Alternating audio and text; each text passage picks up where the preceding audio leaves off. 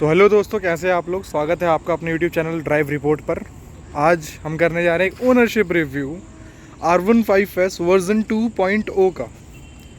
इस बाइक को approx 8 years हो गए हैं और इसने 34,000 समथिंग किलोमीटर्स क्लॉक कर लिए हैं। तो मुझे लगता है ये एक बहुत ही अच्छा टाइम है इसके ओनरशिप्स के रिव्यू के बारे में बताना, इसके गुड्स बैड्स एडवांटेजेस डिसएडवांटेजेस के बारे में बताना।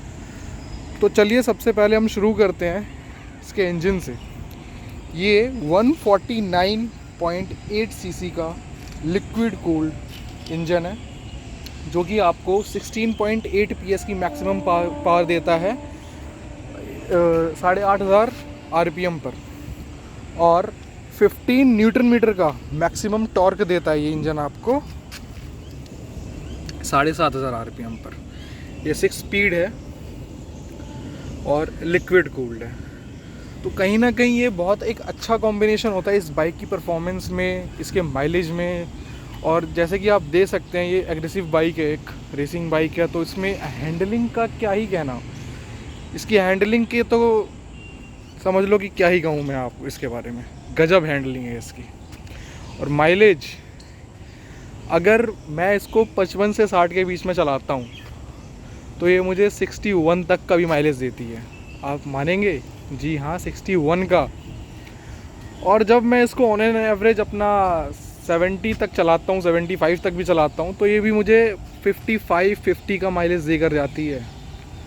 और वहीं डिसअपॉइंटमेंट पता है कहाँ पर होती है इसके साथ? जब आप इसको लेकर जाते हैं बम्पर टू बम्पर ट्रैफिक में। ये वहाँ पर मुश्किल से आपको, इसके मन के ऊपर है, देखिए 40-45 भी दे देती है। एक बार तो इसने मुझे 20-25 का भी माइलेज दे रखा है। तो जी हाँ, ये है। इसकी जो लाइट्स हैं, लाइट्स के बारे में बात कर लेते हैं। इसकी लाइट बड़ी वीक है। आप इससे आपका गुजारा हो नहीं सकता इससे नाइट में। तो मेरा तो आज तक नहीं हो पाया, मैं बहुत परेशान रहता हूँ इससे। इसके जो फ्रंट के इंडिकेटर्स हैं ये दोनों के दोनों बहुत ध्यान से देखना पड़ता है, ये हल्के से लग के टूट जाते हैं। वहीं अगर मैं इसके बैक इंडिकेटर की बात करता हूँ ना, तो ये देखिए कितने फ्लेक्सिबल हैं, इनको कुछ नहीं होने वाला। ये गिरेंगे भी तो बच जाएंगे। ये इसकी कुछ ऐसी सीट है, ये सिंगल सीट में आई थी जब इसको बाद में कुछ इन्होंने चेंज करे थे टायर्स को। तो इसके पीछे वाले टायर की बात कर लेते हैं। ये है आपका 100-90-17 का टायर है पीछे, और आगे आपको मिल जाता है 90-90-17 का टायर। ये 90-90-17। तो हम बात करते हैं इस बाइक के एडवांटेजेस की। एडवांटेजेस के बारे में अगर मैं आपको क्या ही बताऊं, अगर आप इसको 120 पर भी चला रहे हैं, 125 पे भी चला रहे हैं ना, कोई वाइब्रेशन नहीं है। ऐसा नहीं लगता कि आपने हैंडल से अपना कंट्रोल छोड़ दिया है या बाइक अपना कंट्रोल लूज़ कर रही है आपके साथ। ये पूरा चिपक कर एक लाइन में चलती है। ऐसी तो इसकी गजब की हैंडलिंग है। पर क्योंकि अभी हमने हैंडलिंग के बारे में बात करी, तो इसका एक डिसएडवांटेज भी यहीं पर आता है। इसमें आपकी एक अग्रेसिव सिटिंग पोजीशन होती है जो लॉन्ग टर्म पे ना आपको सच में रुला देने वाली है। बिल्कुल राहत नहीं है सर, इसमें बिल्कुल भी राहत नहीं है। बैक पेन हो जाता है इसमें, जो आपके पाँव हैंड पाम्स होते हैं वो दर्द होने लगते हैं। मैं अगर बताता हूँ अपने बारे में, तो मेरी रनिंग डेली की वन साइड से अप्रॉक्स 40 किलोमीटर की होती है। तो बोथ साइड अप्रॉक्स 80 किलोमीटर, कभी कभी 100 किलोमीटर भी मैं चल लेता हूँ इसी बाइक से। तो उसमें ये मेरा हाल ख़राब कर देती है। बैक में पेन होता है, पाम दर्द हो रहे होते हैं, कंधे दर्द होते हैं, शोल्डर पे वेट आता है। पर कहते हैं ना कि थोड़ी सज़ा और थोड़ा मज़ा। जो इसका मज़ा है वो हाईवे पर जो ये भागती है, जो कट देती है, जो कट करके निकलती है, आप ओवरटेकिंग पर आपको कॉन्फिडेंस रहता है। एक रहता है ना कि ये कहीं ओवरटेकिंग कर रहे हैं, हमारे लिए कुछ बुरा ना हो जाए। लेकिन इसके साथ ऐसा कुछ नहीं है। इसकी हैंडलिंग इतनी गजब है ना कि उसके कुछ कहने ही नहीं। और अगर हम इसके ग्राउंड क्लियरेंस की बात करते हैं तो अप्रॉक्स 165 mm का इसका ग्राउंड क्लियरेंस है। और सीट हाइट भी उतनी कोई नीची नहीं है या फिर उतनी कोई ऊपर नहीं है। अगर आप 5'5" के भी हैं तो आपको ये चलाने में 1% की दिक्कत नहीं होने वाली। तो दोस्तों आइए अब इसके मीटर कंसोल कर देखते हैं। तो तब के टाइम पर क्या ही फीचर्स मिलते थे जो आज इसमें मिल रहे हैं। इससे ज़्यादा फीचर्स तब आपको एक 125 सीसी की बाइक दे देती है। चलिए देखते हैं।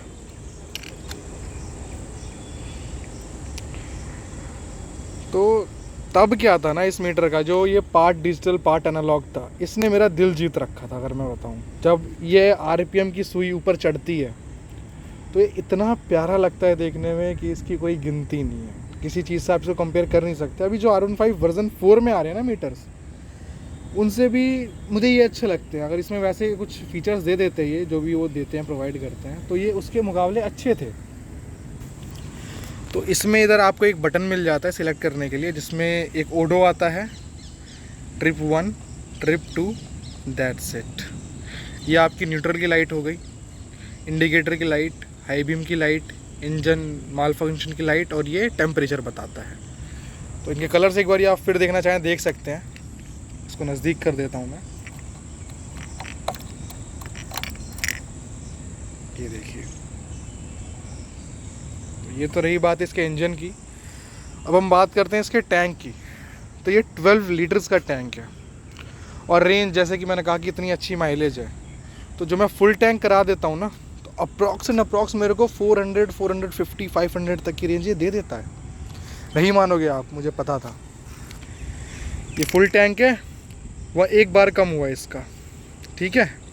अब इसमें ये देखो ट्रिप 1 में कितना चली है, 170.2, ट्रिप 2 में भी सेम।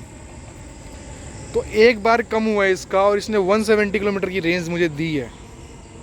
तो आप लगा लो अभी ये कितना चलेगी। बात करें अगर इसके हैंडल बार्स की, तो उस टाइम पर आपको ये फीचर्स मिलते थे। इधर आपको मिलता था इंजन स्टार्ट ऑफ का बटन, ये लाइट से कंट्रोल, और ये इंजन कट ऑफ का।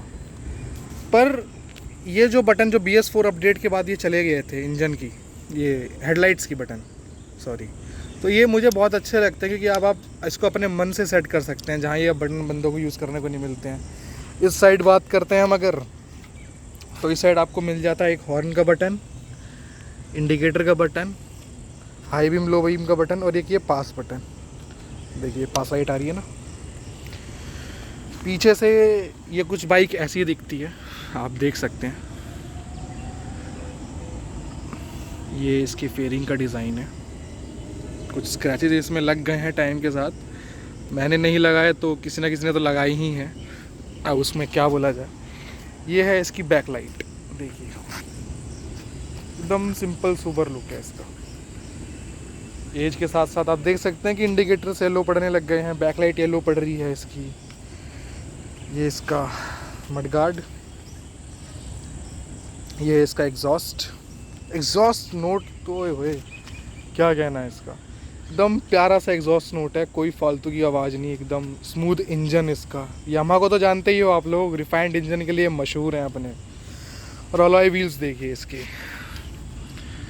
ये डिज़ाइन कितना प्यारा लगता है ना। फ्रंट और बैक दोनों में इसमें डिस्क आती है। अगर अब मैं आपसे कहूँ इस बाइक के लुक्स के बारे में ना, तो हो सकता है कुछ बंदे इसको सुनकर हेट करें कि भाई ये क्या बोल रहा है, पर मैं आपको सच बताता हूँ, जो इस बाइक का लुक था ना, ये मुझे बड़ा सोफिस्टिकेटेड लगता था। हाँ, जो अभी वर्ज़न 3 आई, इसके बाद वर्ज़न 4 आई, उनका भी लुक नो डाउट बहुत अच्छा है।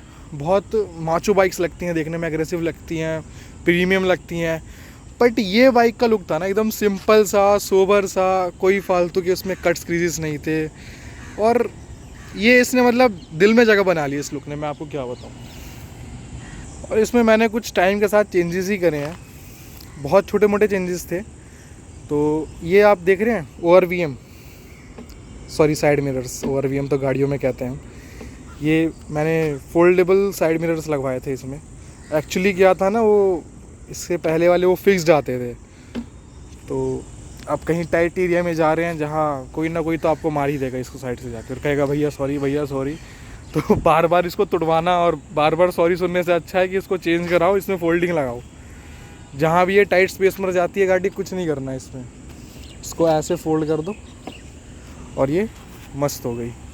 कोई दिक्कत नहीं, कोई टेंशन नहीं ना, निकल जाएगी। जब आप हाईवे पे आ रहे हैं जहाँ आपको लगता है इसकी नीड है, इसको वापस से ओपन कर लीजिए, क्या दिक्कत है। तो आइए दोस्तों, अब इसके लाइट्स के बारे में मैं बता देता हूँ आपको। इसको एक बार ही ऑन करेंगे अगर आप, तो इसमें मीटर में लाइट आ जाती है।